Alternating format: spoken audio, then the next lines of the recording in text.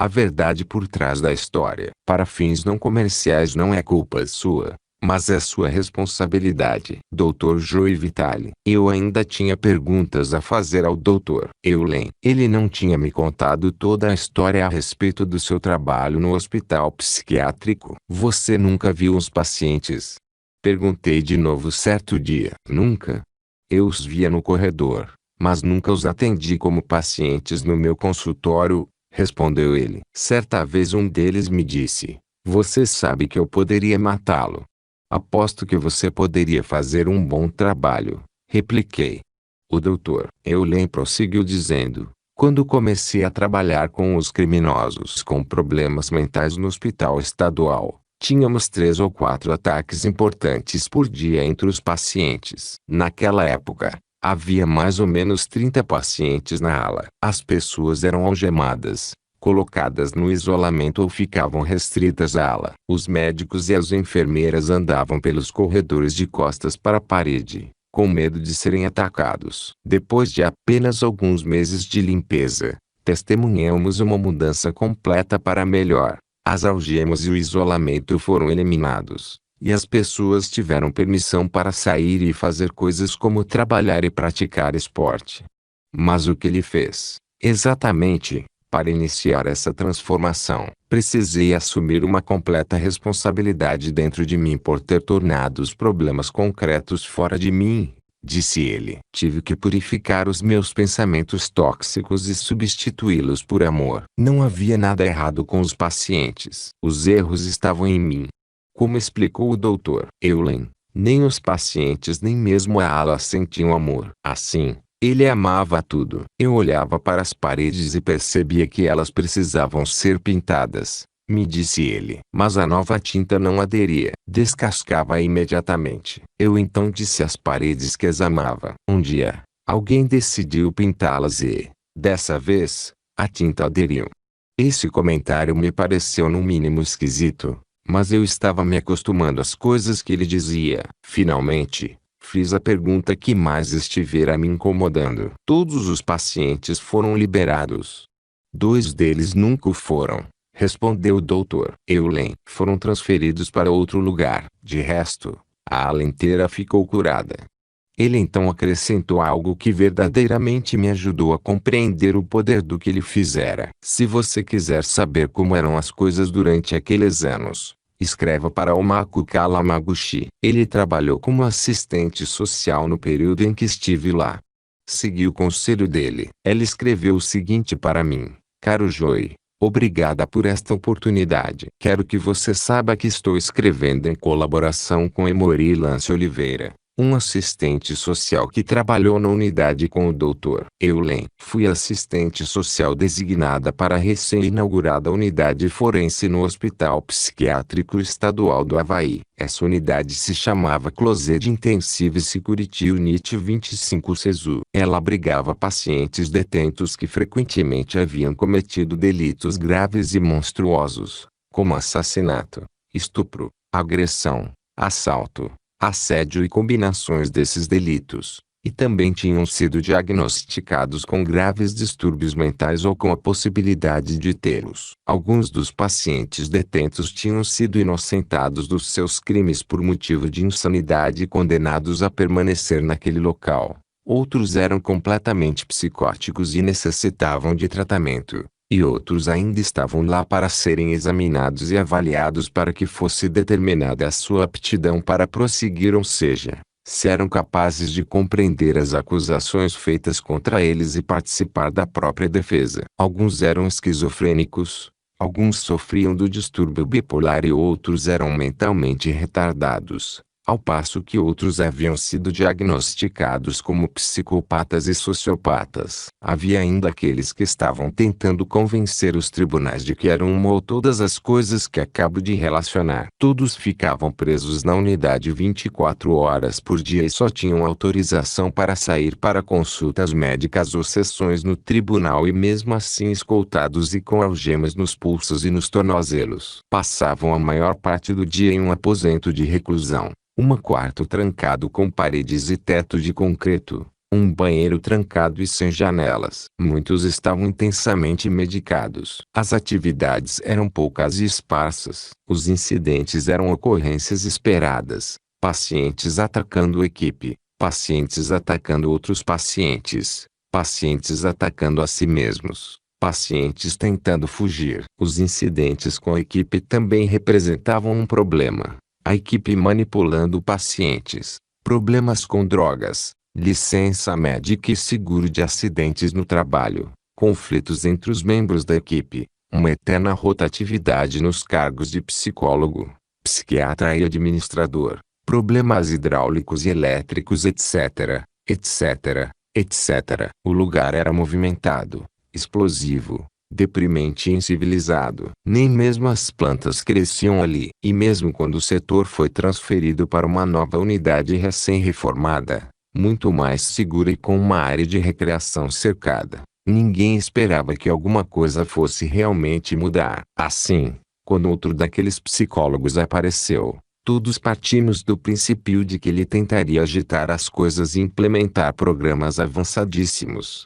e em seguida partiria quase tão rápido quanto chegara. Todos já havíamos visto esse filme. Entretanto, dessa vez quem chegou foi o Dr. Eulen, que, além de ser uma pessoa bastante cordial, dava a impressão de não fazer quase nada. Ele não fazia avaliações ou diagnósticos, não oferecia nenhuma terapia e não aplicava testes psicológicos. Frequentemente chegava tarde, não comparecia às conferências sobre casos e tampouco participava do registro de informações obrigatório. Em vez disso, ele praticava um processo esquisito de Ho'oponopono da identidade própria si. 26 que tinha alguma coisa a ver com assumir completamente a responsabilidade por si mesmo, olhar somente para si mesmo, e permitir a remoção das energias negativas e indesejadas de dentro de si mesmo.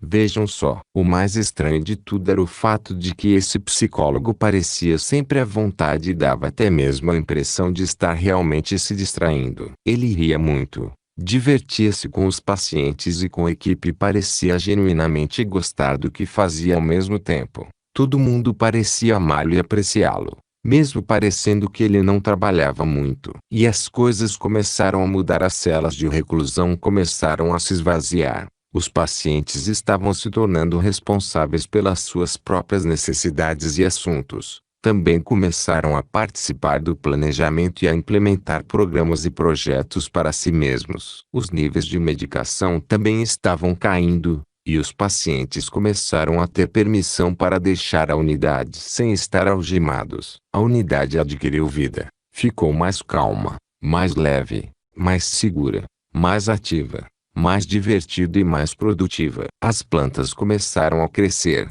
Os problemas hidráulicos se tornaram quase inexistentes. Os incidentes de violência na unidade passaram a ser raros e a equipe pareceu mais harmoniosa, relaxada e entusiasmada. Em vez de problemas com a licença de saúde e a falta de pessoal, o excesso de pessoal e a perda de cargos se tornaram agora uma preocupação. Duas situações específicas exerceram em mim um impacto memorável. Havia um paciente que sofria gravemente de delírio e paranoia, tinha um histórico de violência, havia ferido com gravidade várias pessoas tanto no hospital quanto em público, do lado de fora, e havia sido internado diversas vezes em hospitais. Ele foi enviado dessa vez para Sisu por ter cometido um crime. Eu morria de medo dele. O cabelo na minha nuca ficava em pé sempre que ele estava por perto. Foi então que, para minha grande surpresa, 1 ou 2 anos depois de o Dr. Eulen ter aparecido, dei com ele caminhando na minha direção, escoltado sem algemas. E não senti nenhum arrepio na nuca. Eu me senti como se estivesse apenas observando, sem fazer nenhum julgamento. Até mesmo quando passamos um pelo outro com o nosso ombro quase se tocando. A minha reação habitual de estar pronta para correr não se manifestou. Na realidade, reparei que ele parecia calmo. Eu não estava mais trabalhando na unidade naquela ocasião. Mas eu tinha que descobrir o que havia acontecido. Soube que ele já estava fora da cela de reclusão e sem usar algemas havia algum tempo. E a única explicação era que alguns dos membros da equipe estavam praticando o Ho Oponopono que o Dr. Eulen compartilhara com eles. A outra situação teve lugar enquanto eu estava assistindo ao noticiário na televisão. Eu tinha tirado um dia de folga para cuidar da minha saúde mental, ficando afastada do trabalho e relaxando. O comparecimento ao tribunal de um paciente da SISU que havia molestado e assassinado uma menina de 3 ou 4 anos de idade apareceu nas notícias. Esse paciente fora hospitalizado por ter sido considerado incapaz de se defender das acusações apresentadas contra ele. Ele foi examinado e avaliado por vários psiquiatras e psicólogos, e recebeu uma série de diagnósticos que, naquela época, provavelmente teriam conseguido inocentá-lo por motivo de insanidade. Ele não teria tido que ir para a prisão e teria ficado confinado ao ambiente menos restritivo do hospital estadual com a chance de uma liberdade condicional. O Dr. Eulen havia interagido com esse paciente que, com o tempo, pediu que lhe ensinassem o processo do Ho Oponopono da identidade própria. Ao que consta, ele praticou de forma muito persistente e regular, compatível com a sua condição de ex-oficial dos fuzileiros navais. A essa altura, ele fora considerado apto para se defender e foi então marcada uma audiência no tribunal para que ele fizesse a sua contestação. Embora quase todos os outros prisioneiros e os seus advogados houvessem optado por se declarar inocentes por motivo de insanidade e provavelmente sempre o fariam, não foi o que esse paciente fez. Na véspera do dia em que estava marcado o seu comparecimento ao tribunal, ele dispensou o advogado. Na tarde seguinte, ele se postou no tribunal diante do juiz e proclamou com humildade e remorso: "Sou responsável e lamento o que fiz." Ninguém esperava por isso. O juiz levou alguns instantes para entender o que acabara de acontecer. Eu jogara tênis com o Dr. Eulen e esse homem em 2 ou 3 ocasiões e,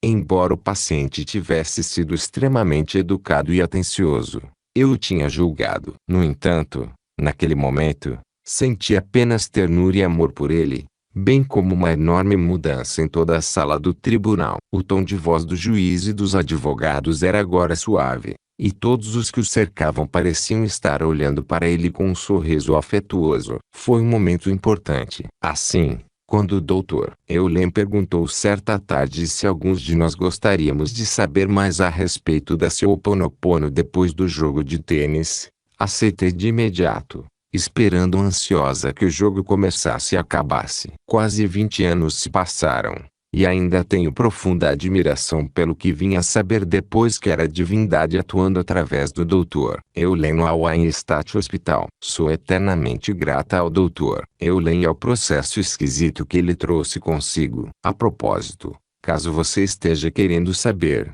esse paciente foi considerado simplesmente culpado, sem nenhum atenuante devido a uma possível doença mental, tendo sido, de certa maneira, recompensado pelo juiz, que atendeu ao seu pedido de cumprir a pena em uma penitenciária federal no seu estado natal onde poderia ficar perto da esposa e dos filhos. Além disso, embora quase 20 anos tenham se passado, recebi um telefonema esta manhã da antiga secretária da unidade que queria saber se o Dr. Eulen estaria disponível em um futuro próximo para se reunir com alguns membros da antiga equipe, cuja maioria está aposentada. Vamos nos reunir com eles daqui a algumas semanas. Quem sabe o que poderá acontecer. Ficarei com as antenas ligadas para captar novas histórias. Paz. OH. Aí está. O Dr. Eulen havia de fato realizado um milagre no hospital. Ao praticar o amor e o perdão, ele transformou pessoas incorrigíveis e, de muitas maneiras, consideradas a escória da sociedade. Esse é o poder do amor. É claro que eu queria saber ainda mais. Quando eu estava completando a primeira versão preliminar deste livro, eu a enviei ao Dr. Eulen para que a revisasse. Eu queria que ele verificasse se ela estava precisa. Também desejava que ele preenchesse quaisquer buracos na história a respeito dos anos que passou naquele hospital psiquiátrico. Cerca de uma semana depois de receber o original, ele me enviou o seguinte e-mail: "Oakua, esta é uma nota confidencial apenas para os seus olhos. Eu a escrevo depois de ler a versão preliminar de Zero Limite. Tenho outros comentários a fazer sobre essa versão, mas eu os deixarei para futuros e-mails. Está concluído, declarou Morna sem ser enfática. O que está concluído? Perguntei. O seu trabalho no Al-Ain-Stat Hospital está concluído. Embora eu sentisse o caráter final do seu comentário naquele dia de verão de julho de 1987, retruquei. Tenho que dar a eles 2 semanas de aviso prévio.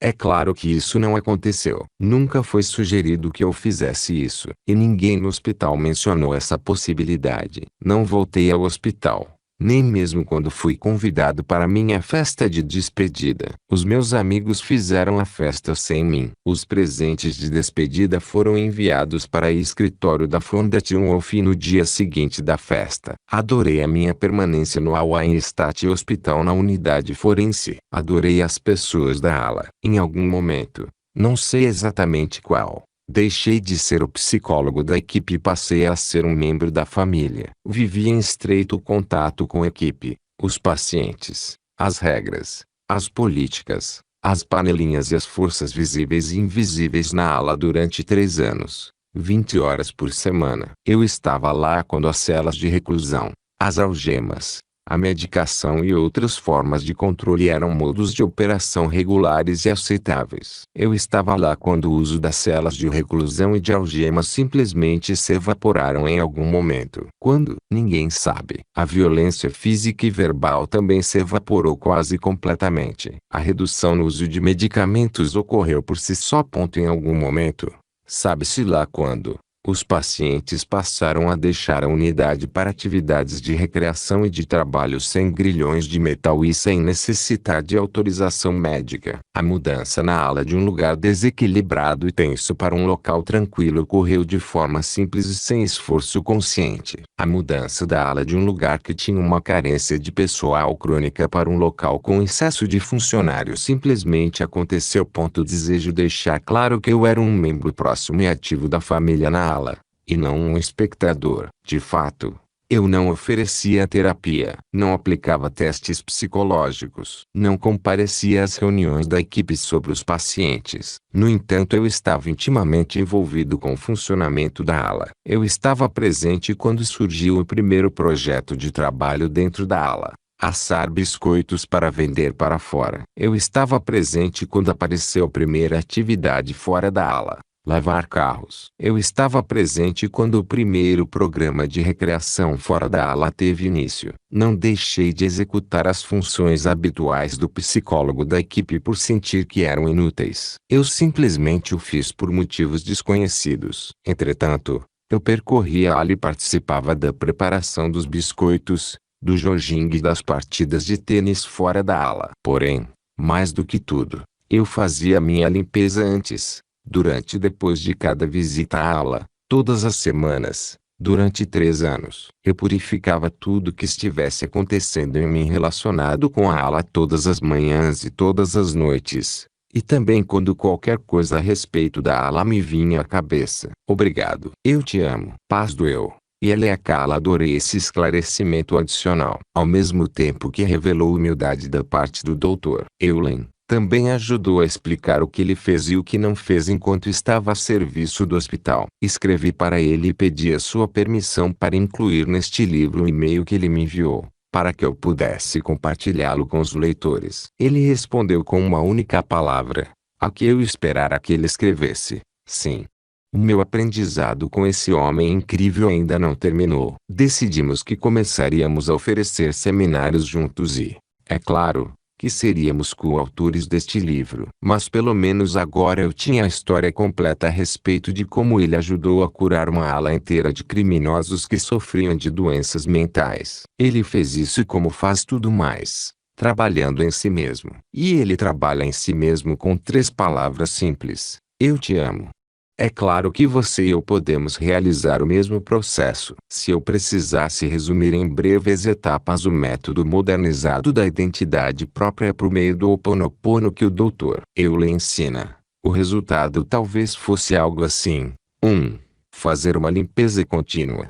2. Agir em função de ideias e oportunidades que surgem no nosso caminho. 3. Fazer uma limpeza contínua. É isso aí. Esse talvez seja o caminho mais curto para o sucesso jamais criado. Talvez seja o caminho de menor resistência. Talvez seja o caminho mais direto para o estado zero. E tudo começa e termina com uma frase mágica: eu te amo. Essa é a maneira de penetrar a zona de limite zero. E sim, eu te amo.